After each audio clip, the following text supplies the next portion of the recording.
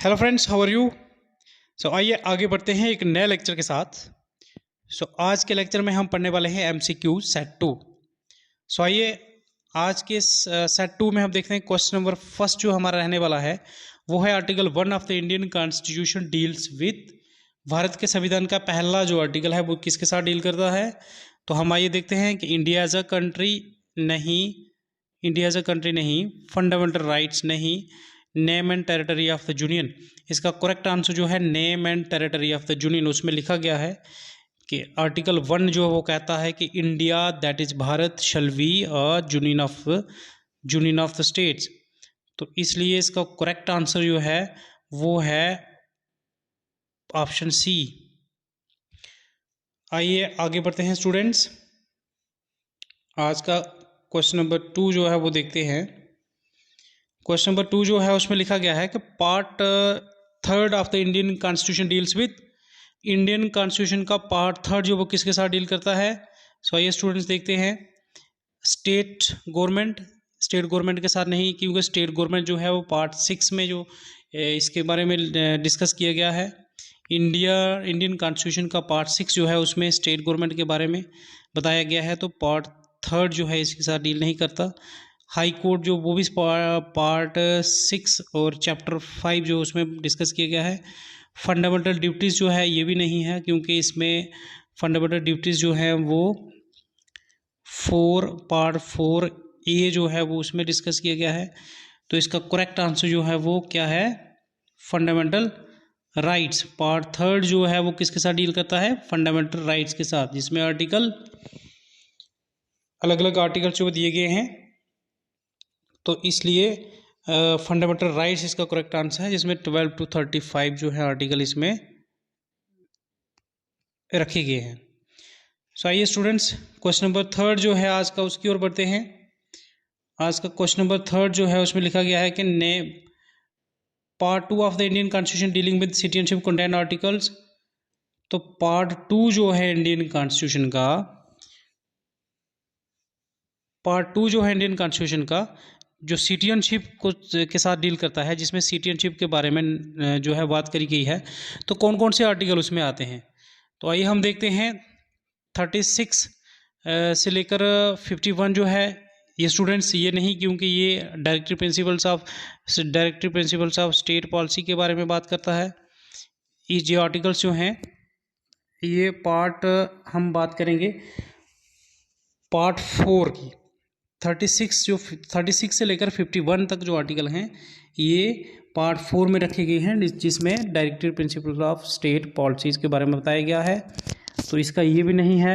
फिर उसके बाद 1 to 4 जैसे मैंने बताया, नेम एंड टेरिटरी, जो नेम और जो यूनियन एंड इस टेरिटरी जो है 1 से लेकर 4 तक वो भी नहीं है।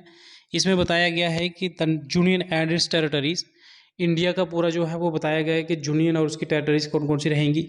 51A जो मैंने जैसे आपको बताया, तो ये 51A जो है ये पार्ट 51A जो है पार्ट 4A में है, जिसमें पार्ट 4A में है, जिसमें फंडामेंटल ड्यूटीज़ की बात की गई है।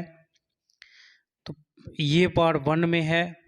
ये पार्ट मैंने आपको बताया अभी ये अपने directory principle state policy part 4 में है। तो इसका करेक्ट आंसर जो है वो है 5 to 11। 5 to 11 जो है इसका करेक्ट आंसर है, जिसमें अलग अलग डिफरेंट जो है टाइप के जो है आर्टिकल्स और किस तरीके से सिटीजनशिप जो है वो अटेन की जा सकती है, किस तरीके से सिटीजनशिप जो है वो एक जो है नागरिक जो वो खो सकता है। तो सारे इसमें प्रोविजंस दिए गए हैं पार्ट 2 में। आइए स्टूडेंट्स आगे बढ़ते हैं। क्वेश्चन नंबर आज का जो है सेट 2 का क्वेश्चन नंबर 4 हम पढ़ते हैं। क्वेश्चन नंबर 4 में which part of the Indian constitution deals with direct principle of state policy. तो क्वेश्चन नंबर 4 जो है वो पूछ रहा है कि कौन सा पार्ट जो इंडियन कॉन्स्टिट्यूशन का वो directory principles of state policy को डील करता है। तो क्या हम देखते हैं, हम करेंगे start part 4, part 6, part 2, part 7। तो हम बात करेंगे पार्ट 7, जिसमें हम करेंगे बात पार्ट 7, क्या पार्ट 7 उसको डील करता है। तो पार्ट 7 जैसे स्टूडेंट्स हमने पढ़ा था कि states in part B of the first schedule जो है, कुछ स्टेट्स जो पार्ट स्टेट्स कुछ पार्ट बी जो अलग अलग, जैसे मैंने बताया कि अलग अलग कैटेगरीज बनाई गई थी स्टेट्स की, तो फर्स्ट शेड्यूल के अंदर पार्ट बी में जो स्टेट्स रखी गई थी तो वो था पार्ट 7 इंडियन कॉन्स्टिट्यूशन का। तो पार्ट 2 जो है इंडियन कॉन्स्टिट्यूशन का, Indian constitution with direct state policy, तो पार्ट 2 जो है इसका पार्ट 2 जो है वो डील करता है किसको, सिटीजनशिप, जैसे मैंने बताया। पार्ट 6 जो है, पार्ट 6 स्टेट गवर्नमेंट को डील करता है। सो इसका पार्ट 4, इसका करेक्ट आंसर क्या है, पार्ट 4, कि which part of the Indian constitution deals with the direct principle of state policy. तो कौन सा पार्ट जो है DPA direct principle of state policy को डील करता है, पार्ट 4 इसका करेक्ट आंसर है। सो आइए स्टूडेंट्स बढ़ते हैं अगले नेक्स्ट क्वेश्चन की ओर। इसका अगला क्वेश्चन जो है, क्वेश्चन नंबर 5 जो है वो है, which article of the Indian constitution deals with the fundamental duties. Fundamental duties जो है वो कौन सा आर्टिकल डील करता है, तो आइए देखते हैं। आर्टिकल 14, आर्टिकल 14 नहीं है क्योंकि ये इक्वलिटी जो है बिफोर लॉ की बात करता है। आर्टिकल 15 जो कहता है कि provision of discrimination on ground of, अलग अलग किस्म की लेवल की जो जैसे provision of discrimination on grounds of religion, race, caste, sex, place of birth, तो ये इसकी बात करता है। आर्टिकल 60 जो वो कहता है, आर्टिकल 16 कहता है कि एम्प्लॉयमेंट जो है के मामले में जो equality of opportunity in matter of public employment जो है, बंदे को, हर बंदे को जो है इक्वल की बराबर का जो हक दिया जाना चाहिए, तो ये आर्टिकल 16 कहता है। तो इसका करेक्ट आंसर जो है वो स्टूडेंट्स वो है आर्टिकल 51A।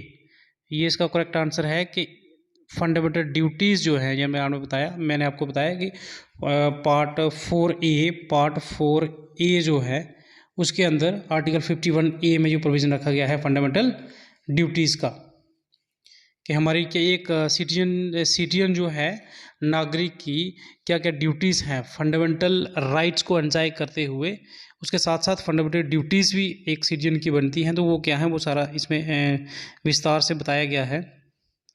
सो आइए आगे बढ़ते हैं अगले क्वेश्चन की ओर।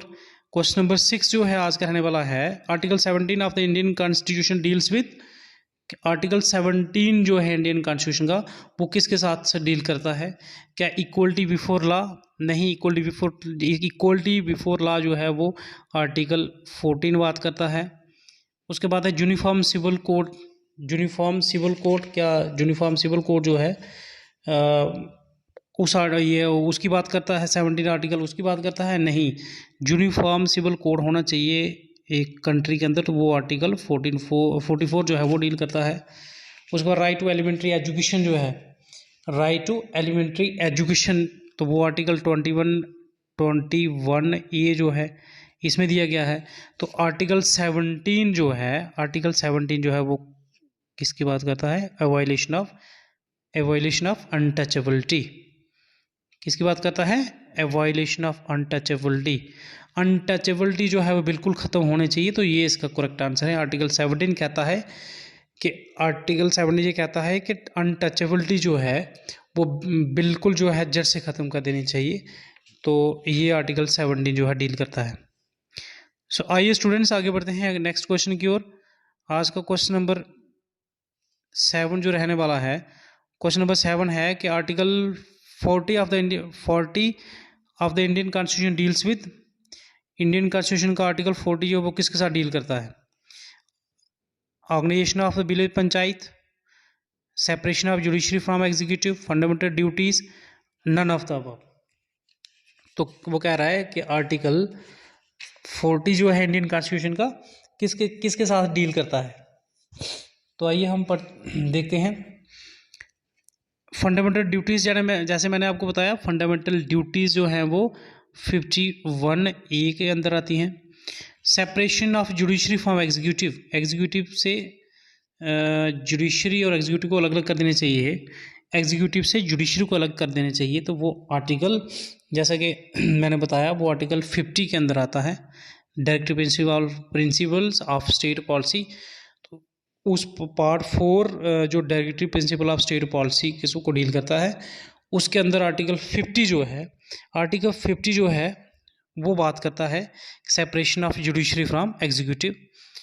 और इसका करेक्ट आंसर जो है आर्टिकल वो है 40, किसके साथ डील करता है? ऑर्गेनाइजेशन ऑफ विलेज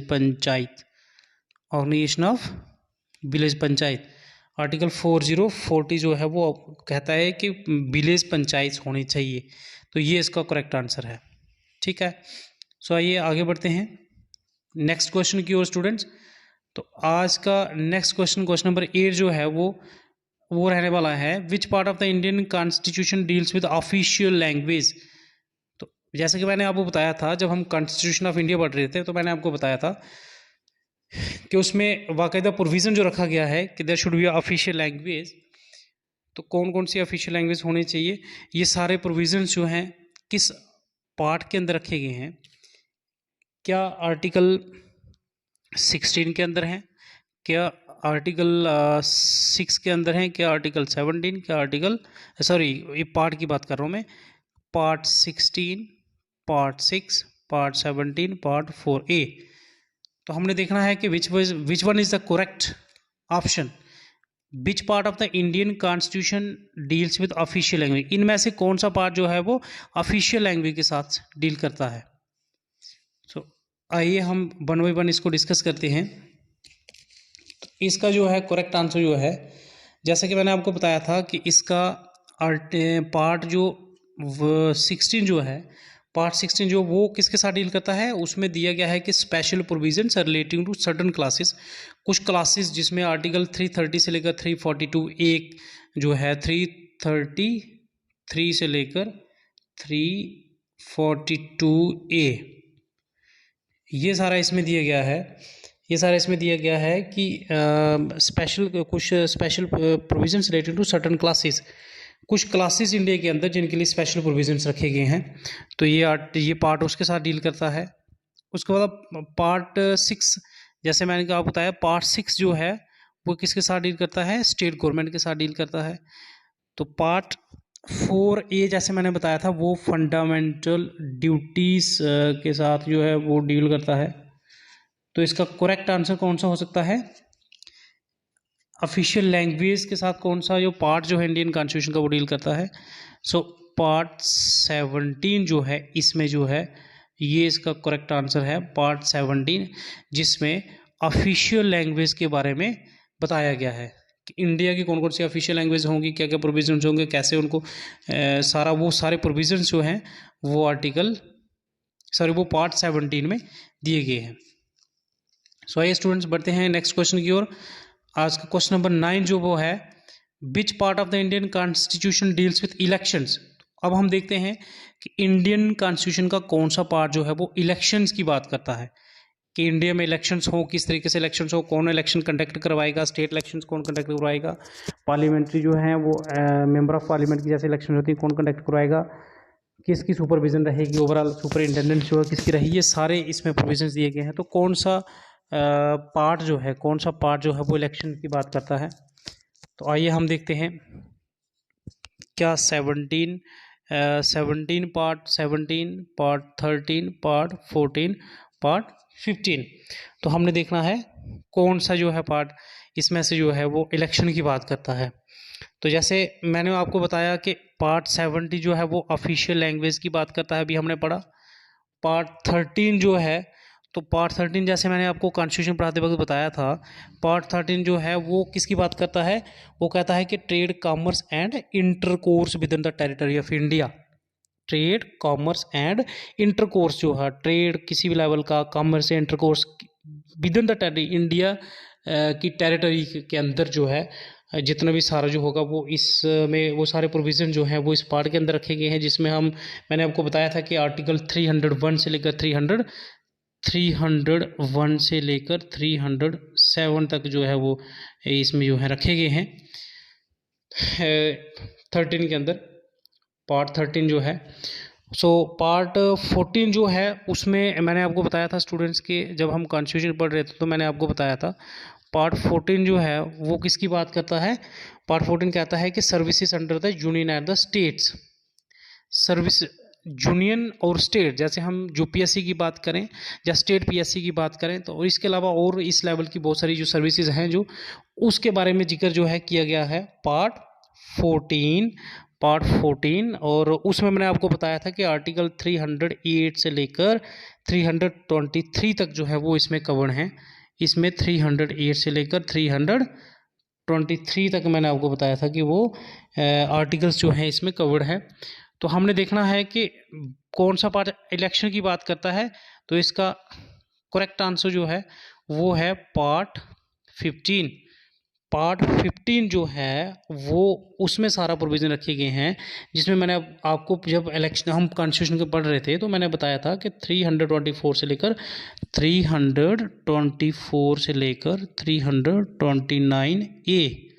329A तक हमने जो पढ़ा था कि ये सारे आर्टिकल जो हैं जो वो इसके साथ संबंधित हैं, इसमें इस पार्ट में जो है वो कवर किए गए हैं। तो पार्ट 15 जो है वो किसके साथ डील करता है? इलेक्शन इंडिया के अंदर, चाहे स्टेट इलेक्शन चाहे पार्लियामेंट्री इलेक्शंस हो, उसको डील करता है। सो ये स्टूडेंट्स बढ़ते हैं नेक्स्ट क्वेश्चन की ओर। और आज का आखिरी क्वेश्चन जो है वो ये है, which article of the Indian constitution deals with the formation of new states and alteration of area boundaries or names of existing state. कि भारत का संविधान जो है उसका कौन सा आर्टिकल जो है वो डील करता है किसके साथ? कोई अगर नई स्टेट फॉर्म करनी हो, फॉर्मेशन ऑफ नई स्टेट बनानी हो, जहाँ कोई एरिया जो है अल्टर करना हो, जब बाउंड्री कोई चेंज करनी हो, जहाँ नाम कोई चेंज करना हो एग्जिस्टिंग स्टेट का, जैसे अभी जम्मू कश्मीर को जो है वो स्टेट से कन्वर्ट करके उसको यूटी बना दिया गया, या किसी दो स्टेट्स को मिला के एक स्टेट बनाई जाती है, या किसी स्टेट का जो नाम चेंज किया जाता है, तो ये सारे जो प्रोविजंस जो हैं किस आर्टिकल के अंदर जो है रखे गए हैं? कौन सा आर्टिकल जो है वो डील करता है? तो क्या आर्टिकल 1, आर्टिकल 17, आर्टिकल 3, आर्टिकल 2?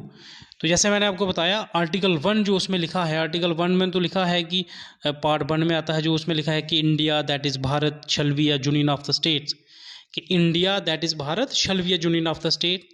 तो ये उसके बारे में बात नहीं कर रहा।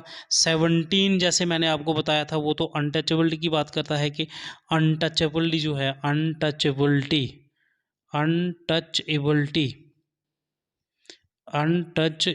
जो है वो ख़त्म होनी चाहिए। इसने बात करी थी कि अनटचेबिलिटी जो है वो ख़त्म होने चाहिए, वो आर्टिकल 17 में रखा गया है प्रोविज़न।